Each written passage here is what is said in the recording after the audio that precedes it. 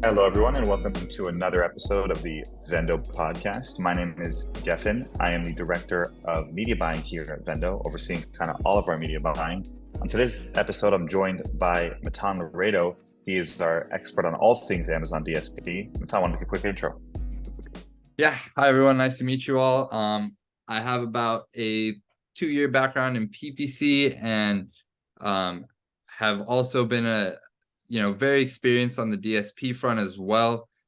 Focusing on expanding DSP, and what we offer at Vendo for our clients with DSP. We want to bring in all sorts of targeting, all sorts of strategies, and so really being the pioneer there on the strategy front, and not just going with what we see Amazon reps do and what we see other agencies do, but trying to use our own logic to create new strategies here at Vendo.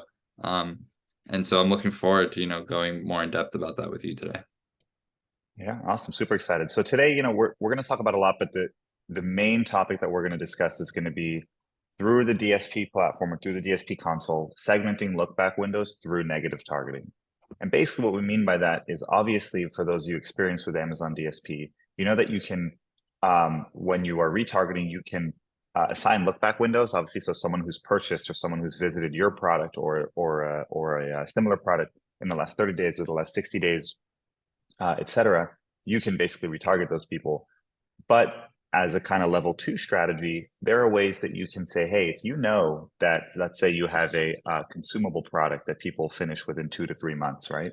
You can say, hey, people who bought our product, within the last 60 to 90 days, those are the ones that we're going to want to retarget. And so we'll kind of walk you guys through how to set up those campaigns today and why they're valuable. But before we dive into that, Matan, I know throughout the last couple months, on the Vendo side, we've seen a huge eruption of just strategy coming out of the DSP world. And then, so what are some of the ways, I guess, that you've seen the DSP console expand in the last couple months? I would say the most notable starting off would be the addition of Twitch inventory as its own inventory that you could select, as opposed to it being under Amazon owned and operated. So now you can actually toggle on or off the Twitch inventory. And for brands that sell gaming products, which these days is becoming more and more common, that's a huge feature that they added in the DSP. And you don't have to go through Twitch advertising to advertise just on Twitch. You can use the essentially the display slots on there, and you can use the Amazon DSP to target these slots and get really, really granular with those audiences as well. So whether you wanted to do Twitch audiences or whether you wanted to do your brand's audience, either way, you'd be able to target whatever audience you want in Twitch. So that's been a huge, huge update for some of our brands that have gaming products, and it's allowed them to really venture more and more into Amazon DSP. Yeah, I mean, the addition of Twitch has been really nice because it allows people with self-serve DSP seats, whether you're an agency or whether you're a brand working with an agency that has a self-serve seat, it allows you to target those placements and those customers. And so that was big. And just in general, I mean, Amazon has been pushing what's called over-the-top or OTT advertising very aggressively. And OTT advertising, for those that don't know, it's basically their non-engageable or sometimes engageable video advertising that happens on devices, on usually Amazon owned and operated devices, before, like, say you're watching a show, or literally as a commercial. And so Amazon has really been pushing that as aggressively as possible. And what we're finding is that it is more expensive. So usually what we find for OTT in general, whether it's CTV, which is commercial TV, or OTT, is usually the CPMs range. It's a little bit of a wide range, but they range between $10 and $25. We've heard Amazon quote us at between 18 and 25. On the lower end, it's at about 12. But obviously, for those that run aggressive DSP retargeting campaigns regularly, you'll find that that's a lot more expensive than the $4, $5, $6 CPMs that we're finding on a lot of our targeting, just on regular retargeting. So there is a drawback in the cost, but if you are running strategies, for instance, like the ones that we're going to talk about today, where you are increasing your ROAS, then you have room to move into higher CPM top of funnel advertising that can allow you to really expand your funnel and and start getting some brand awareness out there in a very targeted fashion. But really having that high ROAS as a baseline to begin with is something that we prioritize at VENDO. So we can dive in, Matan, if you want. If you want to give the audience a brief breakdown. I know I kind of started, but what exactly is segmenting these look back windows, and why is it valuable? So so when you think of a look back window, usually think of just any dates that you can go back to. Okay, someone purchased within 30 days, someone purchased within 60 days, 90 days, whatever it may be. And that's found in sponsored display already, right? So they have those look back windows. Where DSP really takes it the step further with the look back windows is one, adding a negative targeting. So because you can negative target audience in DSP, you can also negative target any look back window you want. Another thing that's huge with DSP is you can customize your look back windows.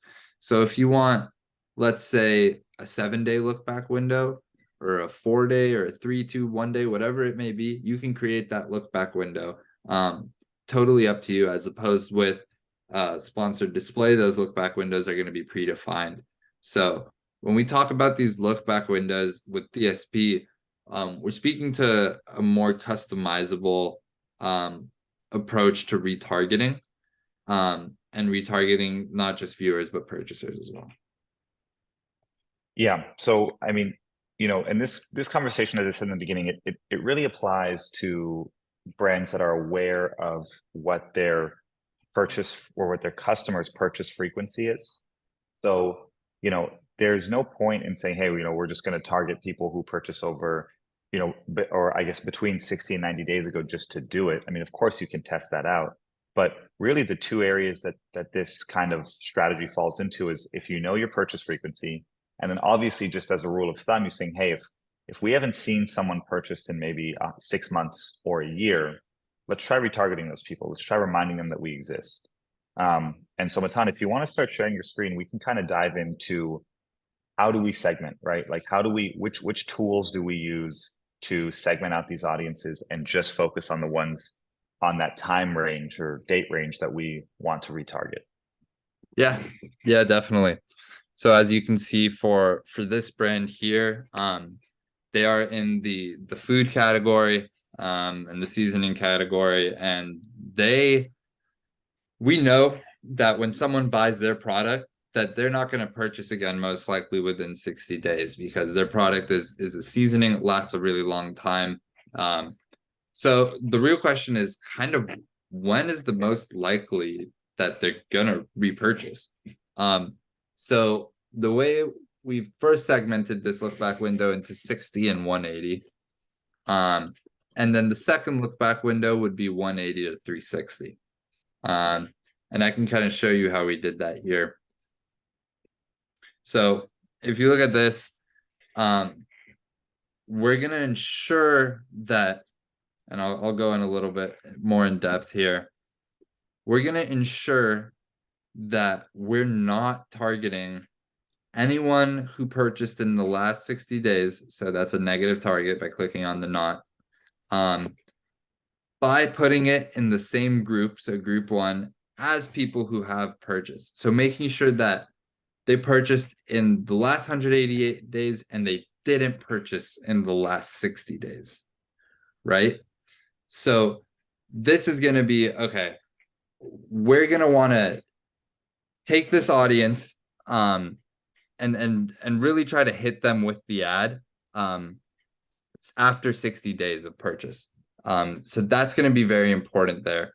And then I want to pause there for a sec, because I think it's an important, not many people are familiar, even if you're in the DSP space, so those that are familiar with Amazon advertising, negative targeting is a very simple concept, at least for those that are in the space. And that's just telling Amazon, hey, you can advertise against these keywords, for instance, right? And so what you're telling Amazon is saying, hey, we don't want to show up at all.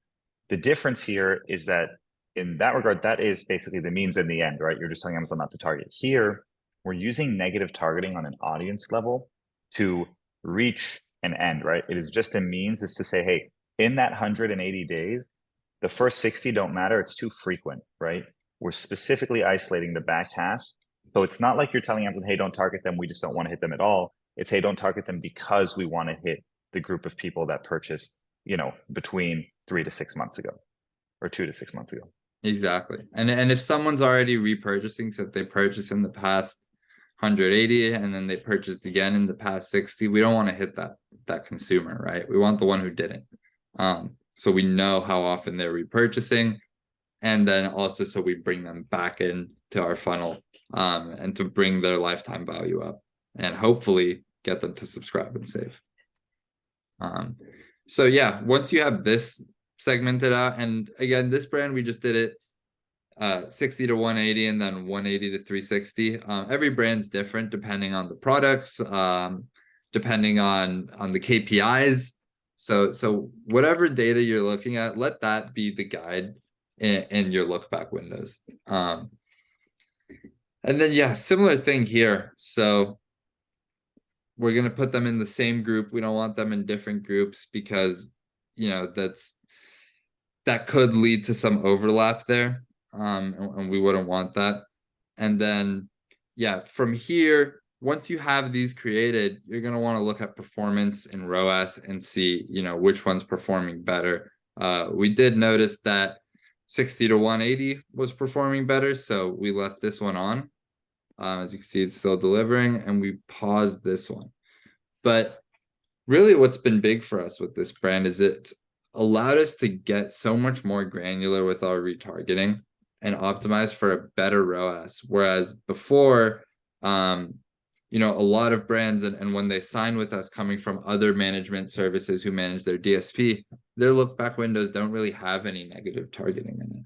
And without the negative targeting, a lot of the times retargeting can just be almost a shot in the dark.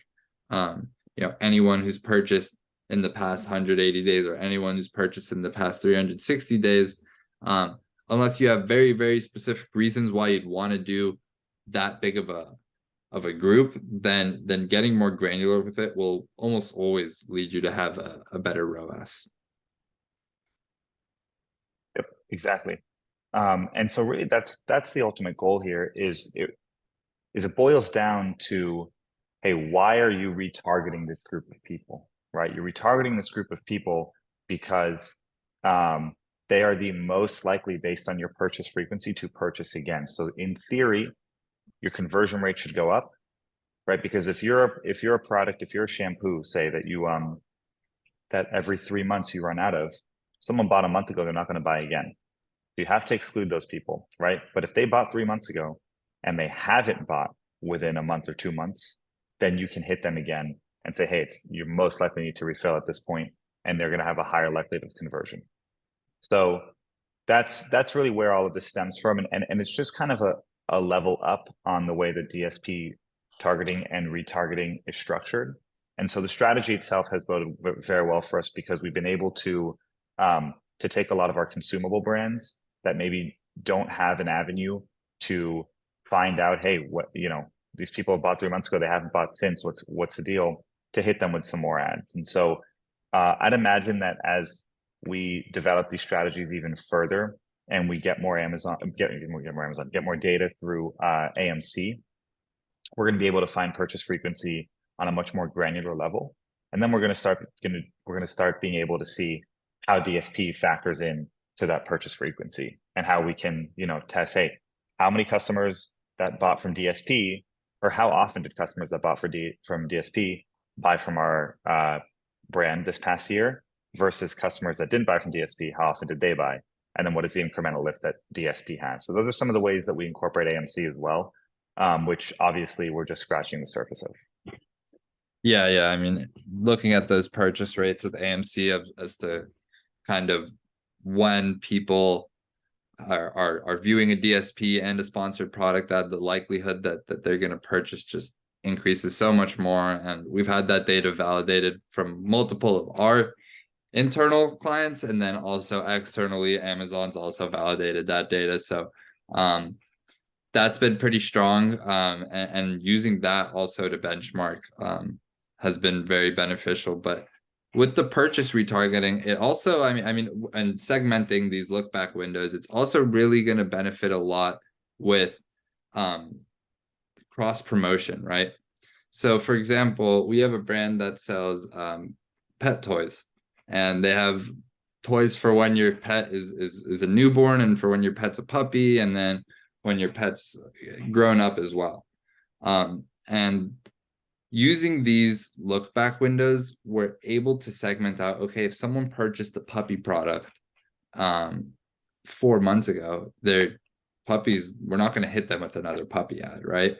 We're going to hit them with an ad for adult dogs. And that's where that look back window segmentation is going to be huge for some of these brands. Or maybe you're selling something, a speaker, and you know that the cable that comes with the speaker, you know, people buy an extension cable for it every 5 months. You know, you can use the retargeting windows to get them when they're most likely to purchase and when they most likely need that purchase. So that's where we're going to see, and that's where we do see these look back window segmentation really play into effect. Yep, precisely. But that's pretty much it. So, I mean, obviously, if you guys do have any further questions about DSP, feel free to reach out to me or Matan. It's Gefen at VENDO Commerce, Gefen, and Matan at VENDO Commerce, Matan. And we'd be happy to answer any questions. There's so much in that portal. There's so much that tool can do. I mean, we could have 100 podcasts just in some of these kind of second tier strategies, but they do make a difference. They do move the needle. And we're excited to keep expanding with them. So Matan, thanks for joining this week. I think that was really valuable. Thank you, Gefen. And yeah, 100%. Thanks everyone for joining. Have a good one.